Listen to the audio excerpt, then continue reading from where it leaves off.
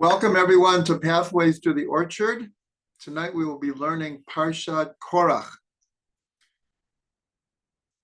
We're going to be learning two insights. They're very, very connected one to the other. But we're going to start with trying to understand the motivations behind the rebellion that Korach set in motion. The beginning of the Parsha describes in great detail how Korach, through, let's call it populist incitement, tried to overthrow Moshe and Aaron. It was a direct challenge to Moshe's and Aaron's leadership. And Moshe, who is the most humble person on the face of the earth, just 2 weeks ago, the Parsha attests to that. Moshe was the most humble person on the face of the earth, but here you see he fights for his position.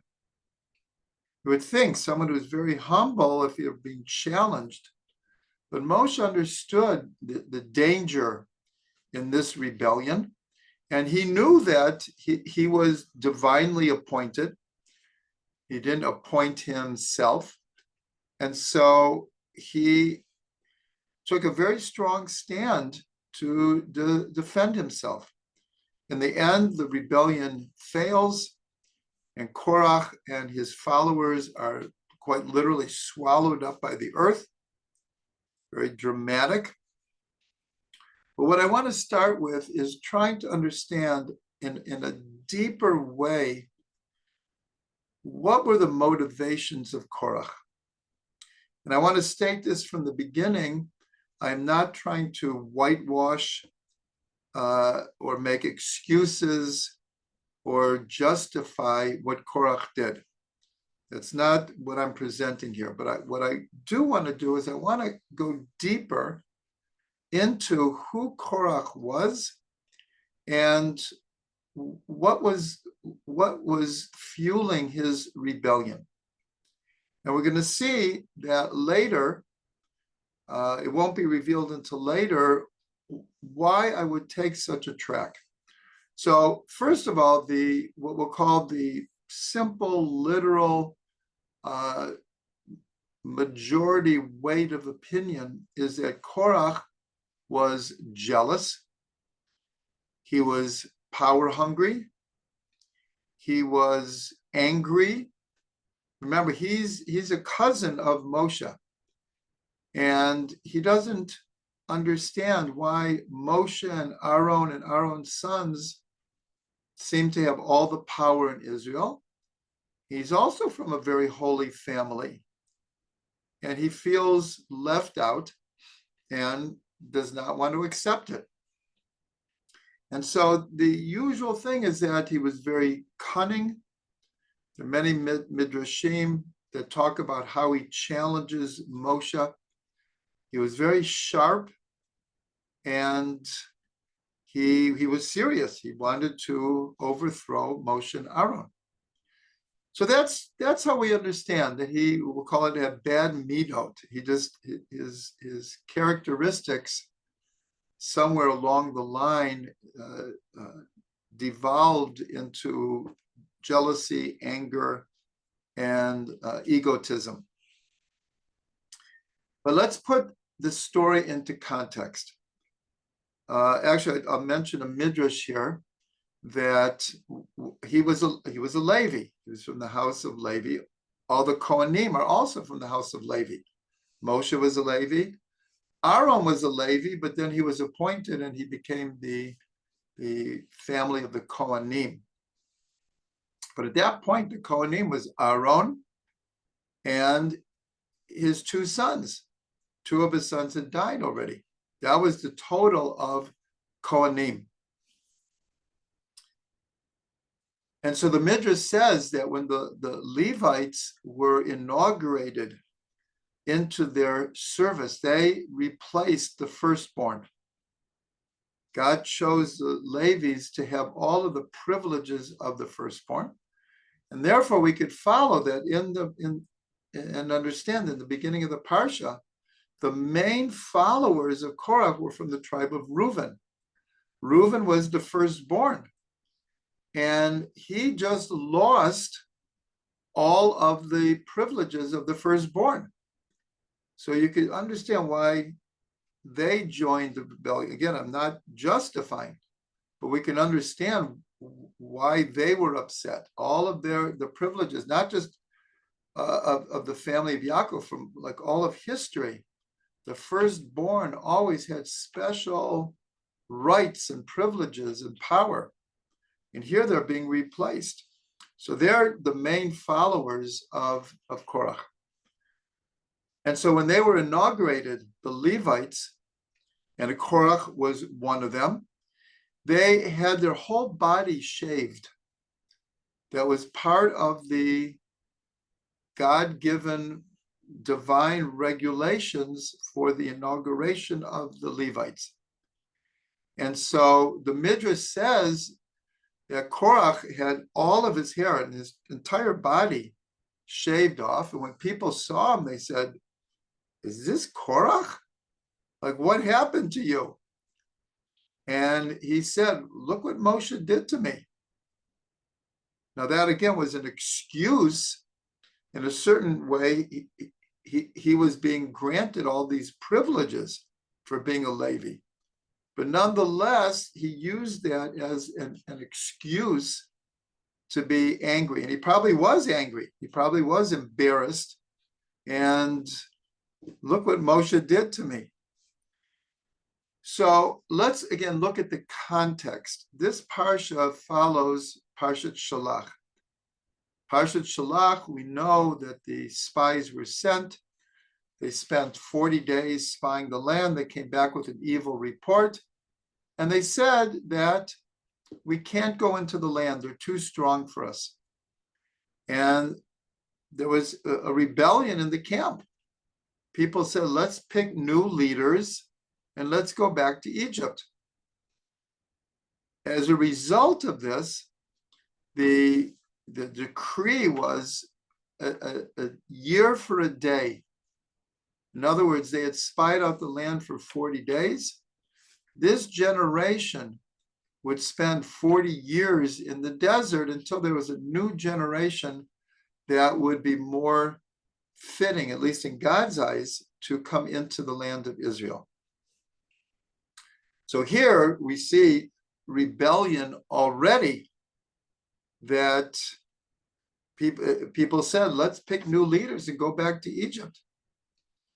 And then there was a group of Jews that said, we sinned by listening to the spies and agreeing with them that we can't go up into the land. And they said, we're going to go and we're going to start the process of conquering the land. And Moshe says, don't do it. God is not with you, and you will not be successful. They weren't all of Israel. It was actually a sizable group. They were called the Mapilim. And in the end, they did. They tried to force their way into Eretz Yisrael, and they were totally defeated.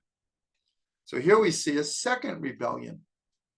And then in Parshat Shalach, there is the story of the individual called the Mikoshesh Eitzim, who was caught collecting sticks on Shabbat. He was obviously warned, and he continued to do it. So we see that the whole order was somewhat falling apart. Many people say that the Mikoshesh Eitzim, he did it on purpose, because here the people are like, we're going to die in the desert. We're going to be stuck here for 40 years. What do we need the Torah for? And so he wanted to show, this is one opinion, he wanted to show that even if they have to spend 40 years in the desert, that doesn't abrogate the Torah. And on Shabbat, you can't gather sticks. And some say that he did it on purpose. And in the end, there was a death penalty for what he did. It was very rare in all of Jewish history for someone to receive the death penalty for breaking Shabbos. But they said that he did so on purpose to show, don't think that the laws of the Torah are abrogated because we're not going into Eretz Yisrael right now. My point here is, here we see rebellion after rebellion before Korach. And so when Korach starts his populist movement, it's in the context of a feeling of almost desperation that what are we going to do? We're stuck here for 40 years in the desert. Our whole generation, the men between the ages of 20 and 60 are going to die. So there's this spirit of rebellion in the air. So we can understand, and again, I'm trying to be very clear, I'm not justifying. Actually, we're going to see in a minute, that's one of the points I'm going to bring up here. But Korach may have felt that we really do have to replace the leadership here. Like, what's going on here? Who has decreed that we're all going to die in the desert? So we can understand perhaps the justification of Korach. The problem here is that it seems that his personal vendetta against Moshe and Aaron gets woven in to the context of rebellion and his populism. And what does he say? Because we're going to revisit this. He says all of the people are holy, and God is in their midst. Why, Moshe, have you made yourself greater than everyone else, you and Aaron? God is in the midst of all the people. All the people are holy. So this is a very convincing argument. We call it populism, but you could understand why people would be, yeah, God is in our midst. We all stood at Sinai. We all heard God's voice. Moshe, why have you made yourself greater? So this brings us to one of the ideas that I want to share here, the idea of justification. That this is a very, very powerful force in all of our lives, that the nature of justification usually is when our emotions are aroused, whether it's anger, jealousy, egotism, power hungry, revenge, all of these different things. The way a human being works is, in most cases, we will now intellectually try to justify our feelings. And this, of course, becomes a very, very dangerous thing, because the human mind has the ability to justify almost anything. And that's why when you see throughout world history that some of the worst sins, the worst crimes against humanity, those who are perpetuating them are in their mind, they're justified to do this. So you can see what a big problem this is. So usually, we've learned this before, that the Yetzer Hara, the evil inclination, is very connected to the energy of Amalek. Amalek, the archetypal enemy of the Jewish people. So we've learned that the Baal Shem Tov says that the numerical value of Amalek is 240, which equals Safek, doubt. And so the voice in our head, Amalek is not just an outer force. It's a voice in our head that says, you can't do it. Who do you think you're fooling? You want to be holy? Okay, you'll be holy for a few days and then you're going to fall again. You've tried to change 1,000,000 times. What makes you think that you're going to change this time? That kind of voice in our head. But the Yetzer Hara can work the opposite way through justification.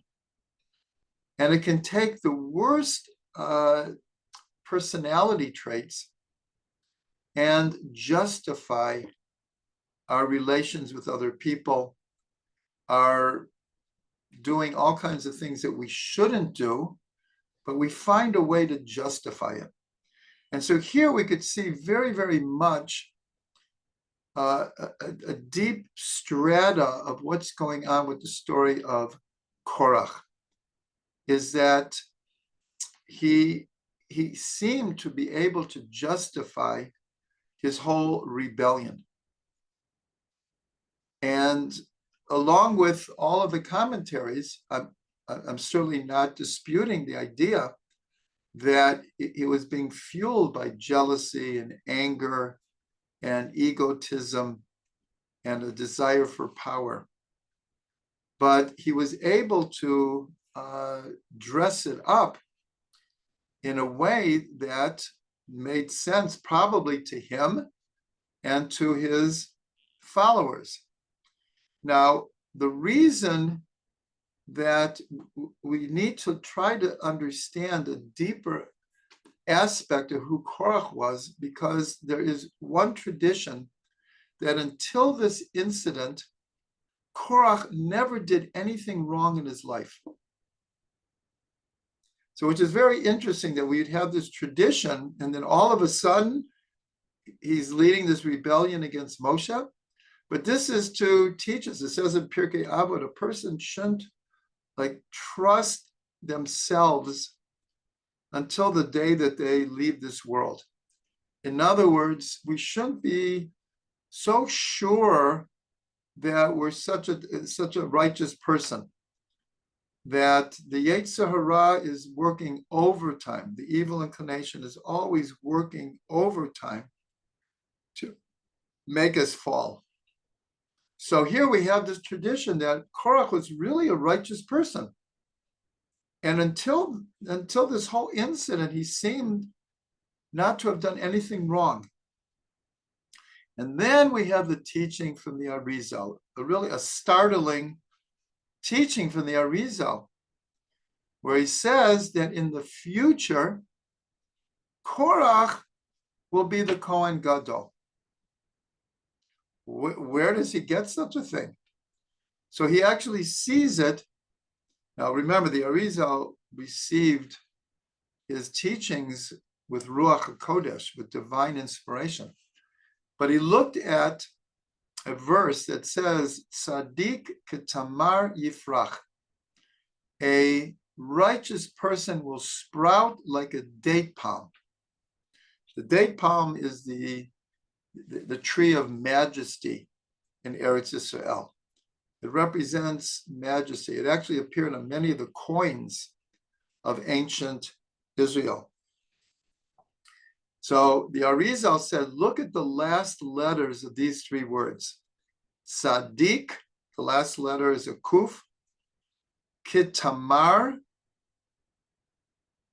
is a resh. Yifrach, the last letter is a chet. So kuf, resh, chet spell Korach. That in the future, he will sprout and will be righteous again. He'll be righteous again.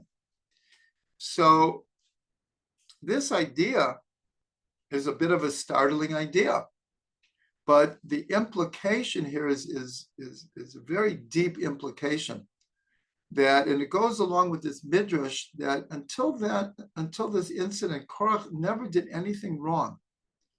And so here you see, and he died in the process. He challenged Moshe to the end, and Moshe gave him an opportunity to, step down, to get off the high branch that he had put himself on. But Korach did not take it, and he pursued the rebellion to the end, and he was literally swallowed up by the earth. But when we see the statement that he made, and this is what the Arizal brings down and Hasidut talks about, when he said, all of the people are holy and God is in their midst. So he was expressing a vision of the future. He saw that this was a truism, that all the people are truly holy. God is in the midst of all of the people. And therefore, in a certain way, why would anyone put themselves above anyone else? And we're told that this was a messianic vision. The Kotzker Rebbe was known for his very sharp statements. And he said, my holy Zedi Korach. He used to call Korach my holy grandfather because of this statement. Because he had this vision of the future, and he was trying to draw it down into the present. Moshe and Aaron, we are all holy. And this, in a certain way, takes away from the idea that he personally was trying to replace Moshe and Aaron. He was, but he also saw a vision that it bothered him that anyone saw themselves on a higher level. Not that Moshe saw himself on a higher level. Again, he was the most humble person on the face of the earth. So here we can understand, because of the statement in the Midrash, the statement of the Arizal, of the Kotzker Rebbe, that there is really another side of Korach that we have to take into consideration. And this goes along with a statement we've made many, many, many times, is that all of the great figures in the Bible, the spiritual giants, Avram, Yitzhak, Yaakov, Sarah, Rivka, Rachel, Leah, the tribes, all the figures in the Tanakh, in the Bible, these holy, righteous people, but all of them were human beings. All of them made mistakes. All of them had faults. All of them had to deal with crises and obstacles and had moments of weakness. And the sages point this out. In the Talmud, in the Midrash, there's no personality in the Bible that is spared a certain amount of what's called bikoret, of investigation into all of their deeds. So here with Korach also, here it seems that his baser emotions got too much of his attention. He allowed it to overtake his intellect. He came to justify what he was doing. And yet, in a certain way, the statement of the Arizal is, we don't throw Korach into the dustpan of history because he made a mistake, a huge mistake. There's no doubt about it. And again, he paid with his life. But we don't totally reject this. And where do we see this? probably the most obvious example is with King David. David HaMelech, if you read the whole story of David HaMelech, he was a very high, exalted, elevated neshama. Mashiach comes from David.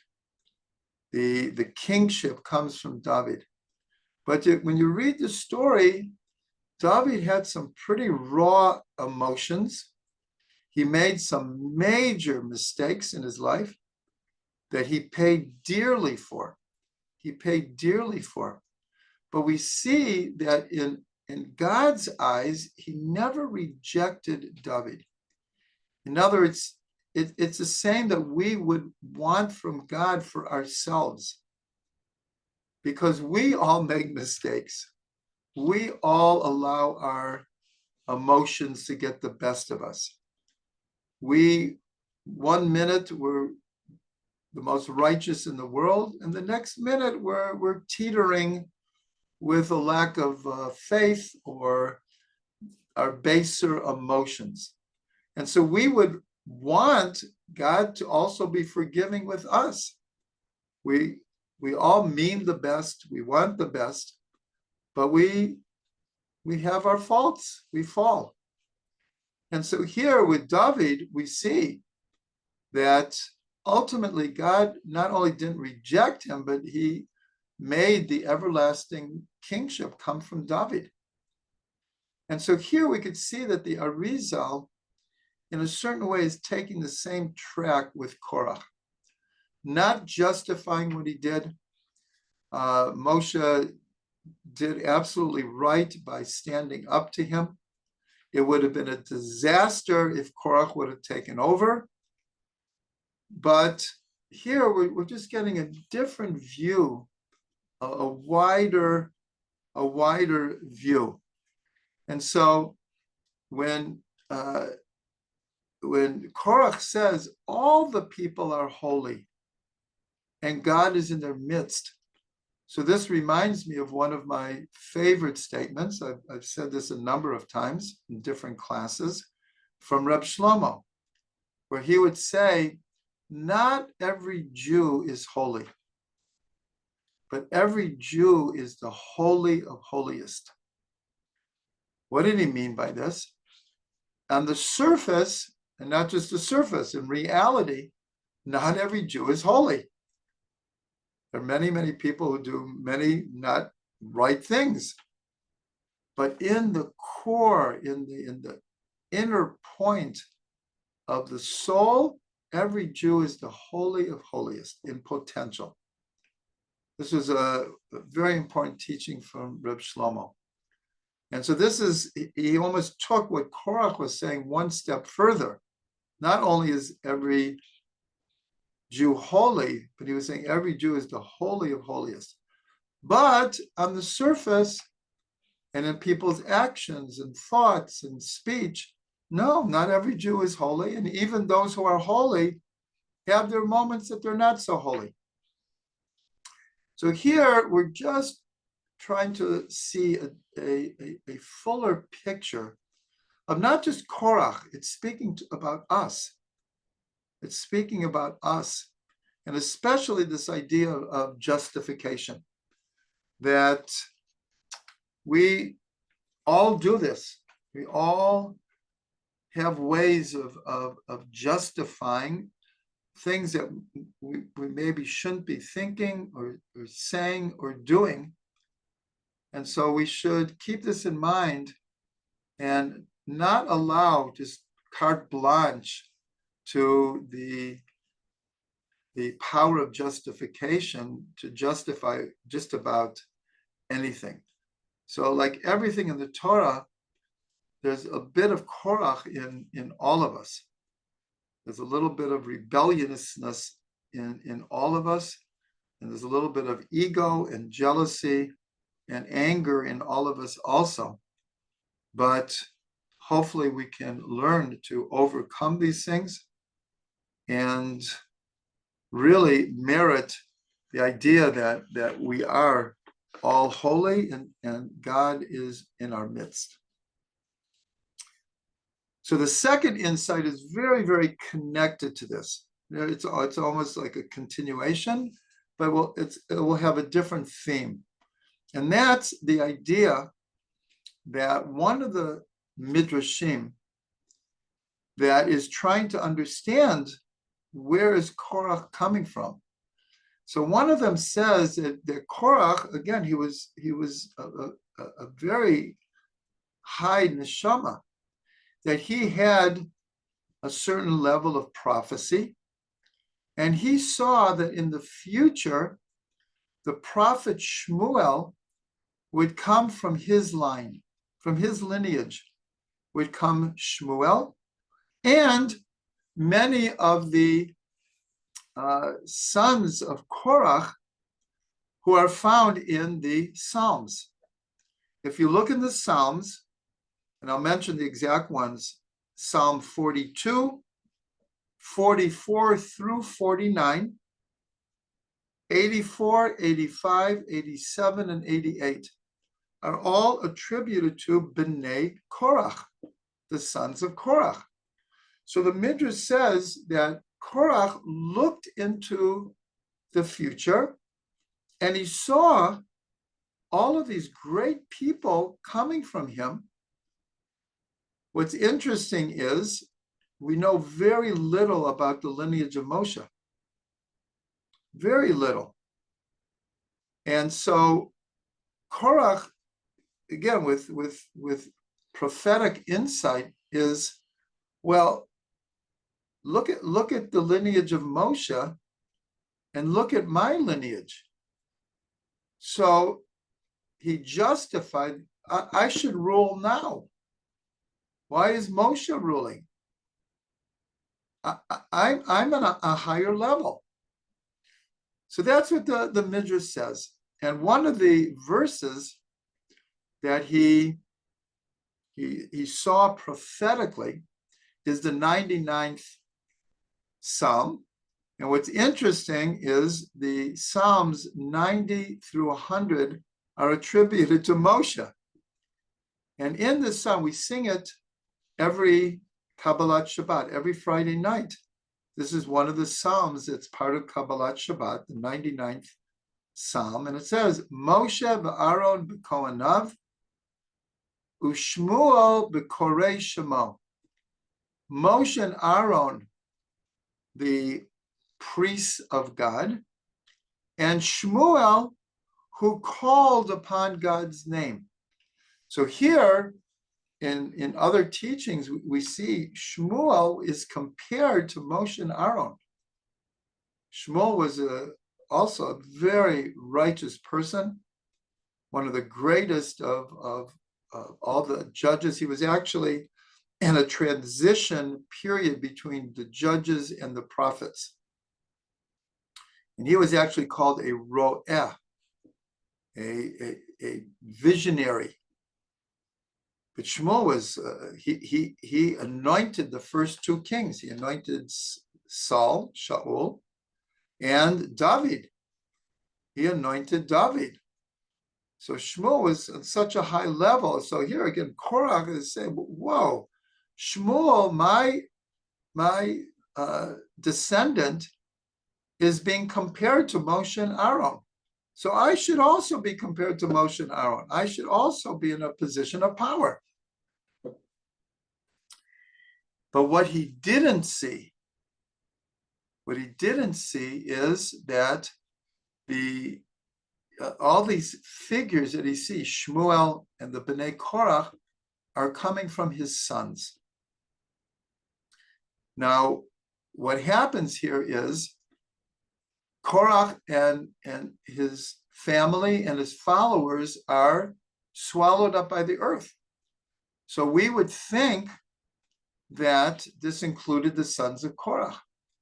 But we're told that the sons of Korach actually didn't agree with what their father was doing. And so the Midrash says that when the earth collapsed and they were all swallowed up in the earth, that like these pillars However we understand this is some symbolic midrashic language. These pillars rose up and stopped the fall of the Bnei Korach. And so the sons of Korach didn't die.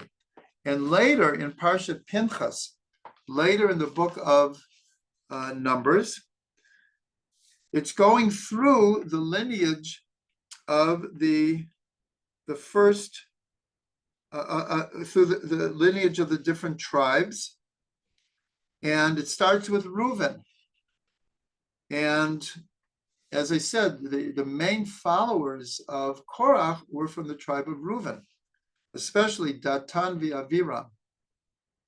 And so in Parshat Pinchas, it mentions in the lineage of Reuven, but it mentions that Datan and Aviram, so they were among those who were following Korach, and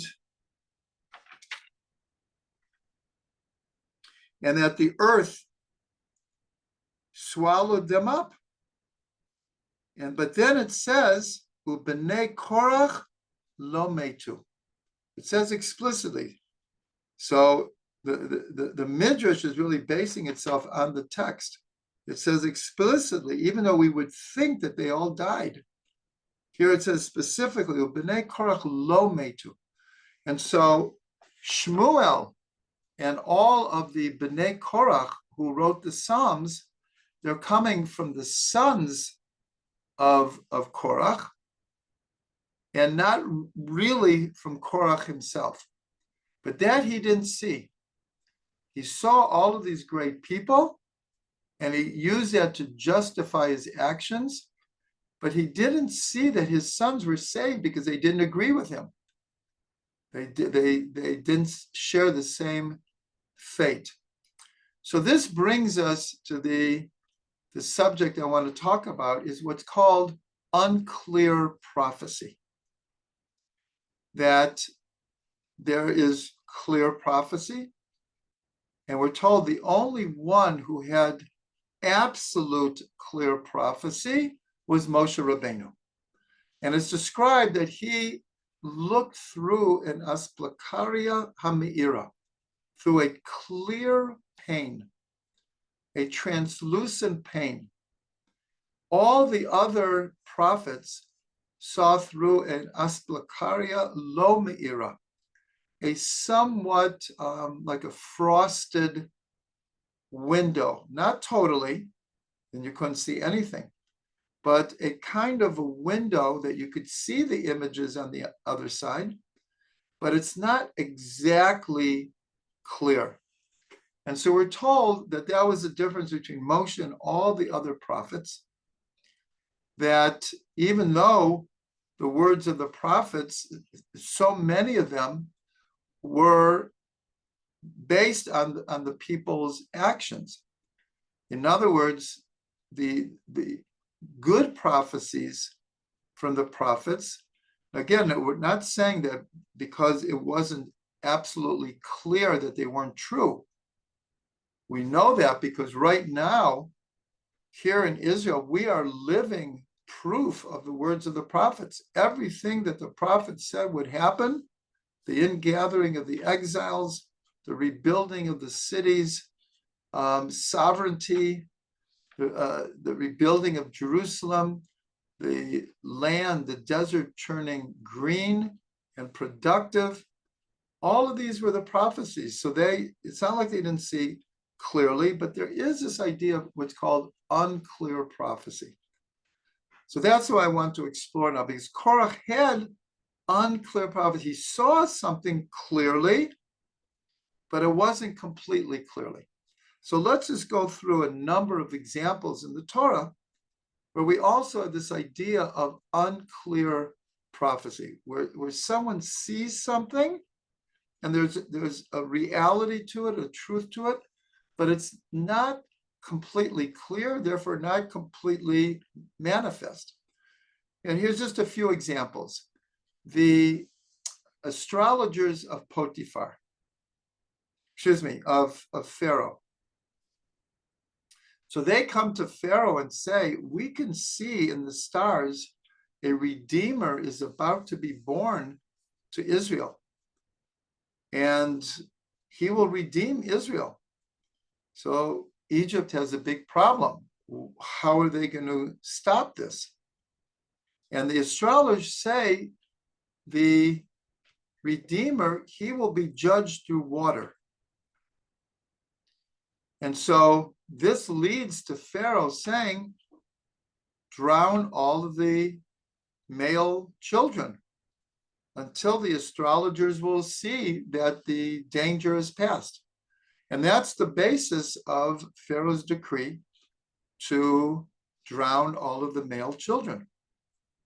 What they didn't see is they saw that he would be judged through water, but it wasn't clear. What they saw clearly that a redeemer was about to be born. That was Moshe. Excuse me. What they didn't see was that the judgment through water is when Moshe hit the rock to bring forth water, and through that he received a judgment that he could not come into Eretz Yisrael. So they saw somewhat clearly, but obviously not totally clearly. And we actually have the tradition that when Moshe was put into the Nile, so then the astrologers were like, the danger is past. They didn't see, they saw that he was put into the water. They didn't see that the daughter of Pharaoh would actually save Moshe. So that's an example of unclear prophecy. Another one is the wife of Potiphar. In the Torah, we see that the wife of Potiphar is doing everything she can to entice Yosef. And according to the simple literal meaning, she's driven by total desire and passion.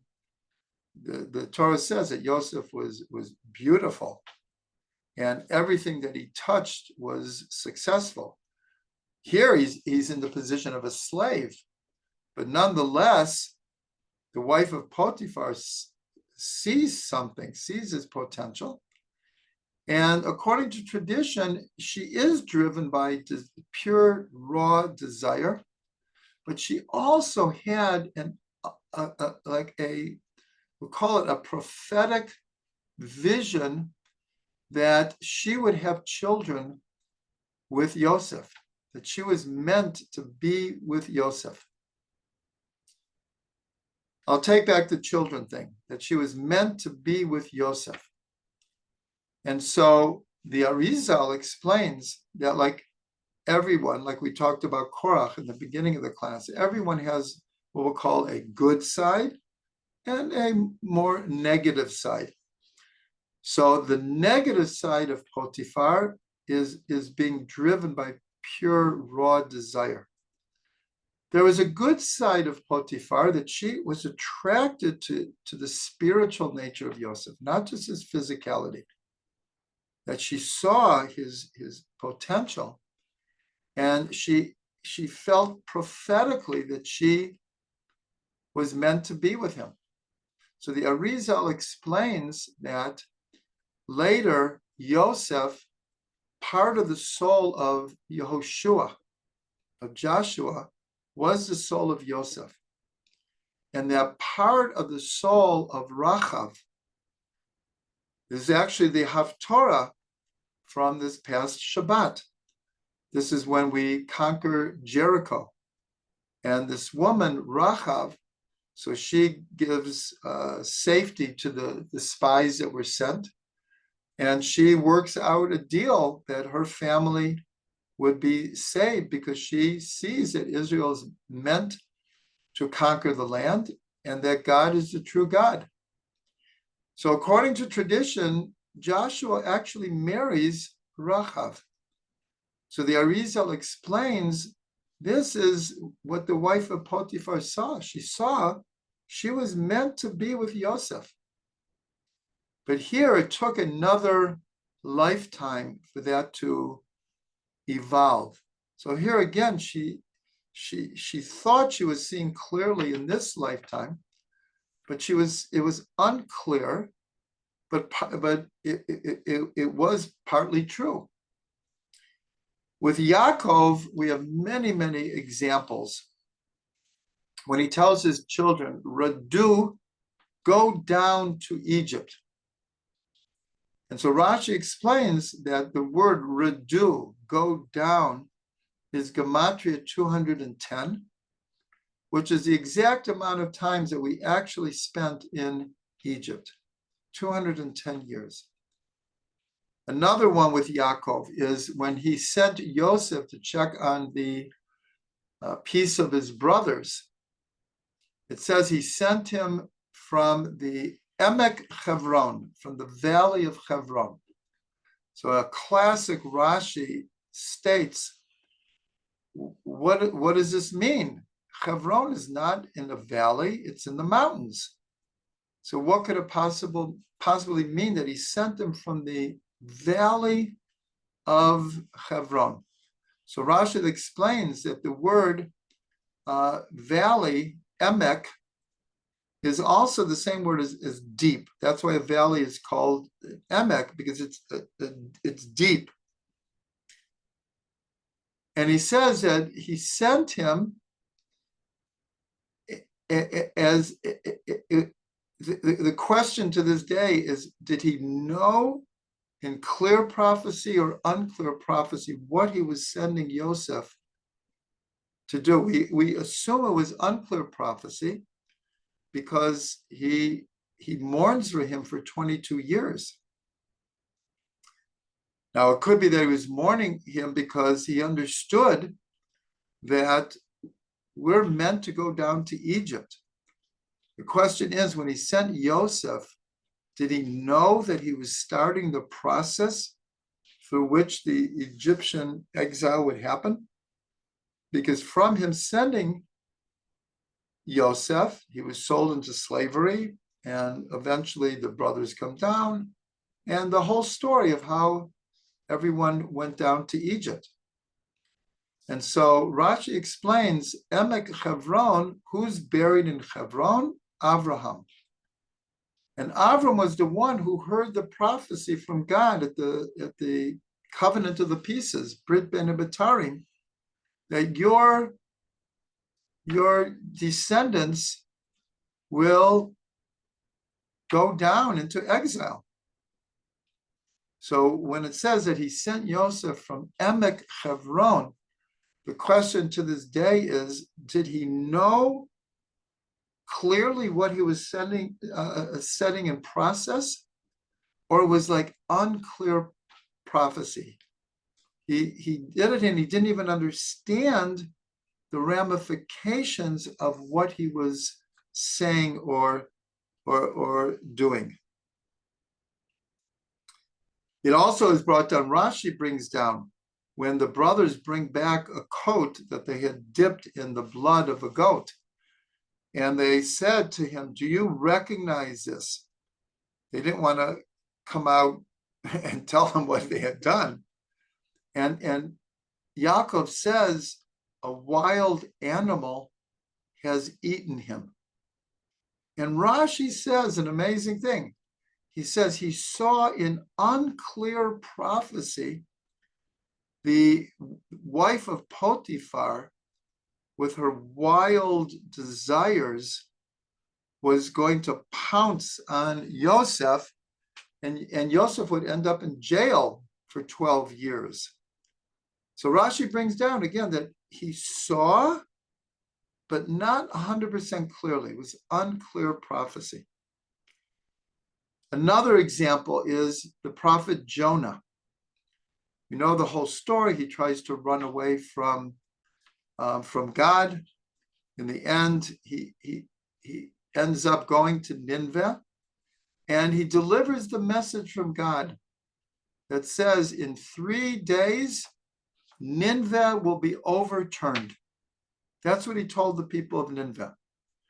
They recognized that he was a true prophet, and they did tshuva, they fasted, they put on sackcloth and ashes, And they did tshuva. And it's brought down, the Ramchal brings down that this was an example that even a true prophet cannot 100% understand his own prophecy. And that was when he said, in 3 days, Nineveh will be overturned. So it turned out to be true, but it was overturned in tshuva, that the people did tshuva, and therefore the decree was overturned. So this is a little bit different type of unclear prophecy. And we'll end with just one more with Yitzchak. When Yitzchak wants to give a blessing to Esav before he dies. And then we know the whole story that Yaakov, at his mother's urging, dresses up like Esav and he receives the blessing. But everyone asks, why would Yitzchak want to bless Esav? And so before that, it says that Yitzchak loved Esav because there was hunt in his mouth.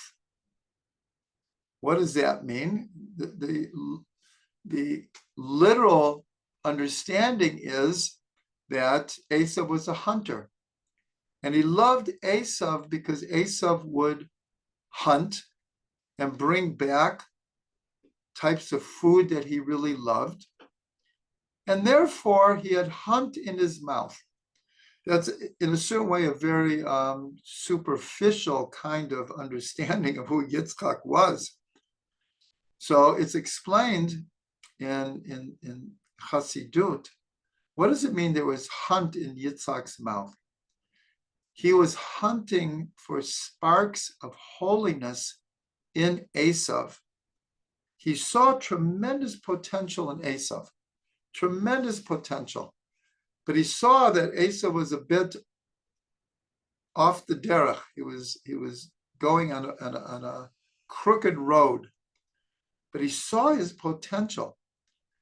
And so they asked, well, what sparks of holiness did he see? So they say he saw Rabbi Akiva and Rabbi Meir. Rabbi Akiva and Rabbi Meir, both the two great luminaries of among the sages. The greatest, Rabbi Akiva, Rabbi Meir, they were from families of proselytes, of Gerim, from Esav. So it says that Yitzchak saw, it's very much like Korach. He saw that Rabbi Akiva and Rabbi Meir would come from Esav. But what he didn't see is that if you remember, Yaakov gets his name because he was holding on to the heel of Esav. So one of the explanations is he was holding on to the sparks of Rabbi Akiva and Rabbi Meir. And the Arizal brings down that one of the parts of the soul of Rabbi Akiva was Yaakov. And actually the name Akiva and Yaakov are virtually the same, except there's an aleph in Akiva. So in a certain way, Yaakov was closer to Rabbi Akiva and Rabbi Meir than Esav was. But Yitzchak didn't see this, but he saw clearly enough to see that Rabbi Akiva and Rabbi Meir would come from Esav.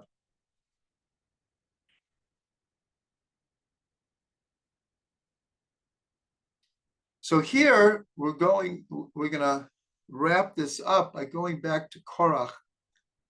And again, he sees Shmuel, the Bnei Korach, great souls would come from him, but he didn't see it clearly. And he also saw this idea that all the people are holy and God is in their midst. This was a messianic vision.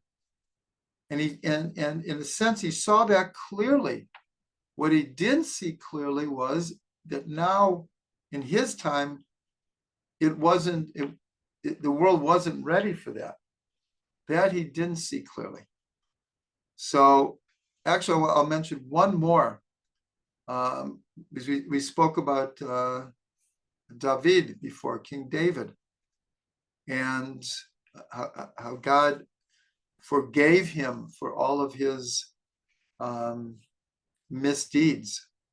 But we also know that the way that David did tshuva, he paved the way for all of Israel to do tshuva. And so it says that when he went up to the roof and he saw Bathsheba, he saw clearly that this is my bat zug. The sages say, from the 6 days of creation. David saw clearly, this is my soulmate. He had many, many wives, but he saw this is my soulmate. But what he didn't see clearly was the idea that he needed to wait to be able to marry Bathsheba in a more proper manner. And he had a tremendous fall because of this. So again, you see this idea of unclear prophet where you see something clearly, but not totally clearly. And in the case of Korach, in the case of David, it led to real problems. So this is another aspect of the story of Korach. So tonight we really looked at the deeper motivations, the deeper feelings of Korach, the context of the rebellions happening because of the decree of 40 years in the desert, and the idea of justification. And all of this applies to ourselves also. Many times we also see something like, we call it through intuition. We see something very clearly, but we always have to make sure that it's not unclear prophecy that we're experiencing. And we have to be very, very careful with these premonitions that we have to be able to tell the difference whether we should follow or not follow, and which parts are totally real and which parts we need to think twice about. Anyways, we should all merit to, at the time of Mashiach, we're told that prophecy will return. And the prophet said that the time of Mashiach, that we will see visions, we will see clear prophecy, and everyone will see God clearly. May we live to see it.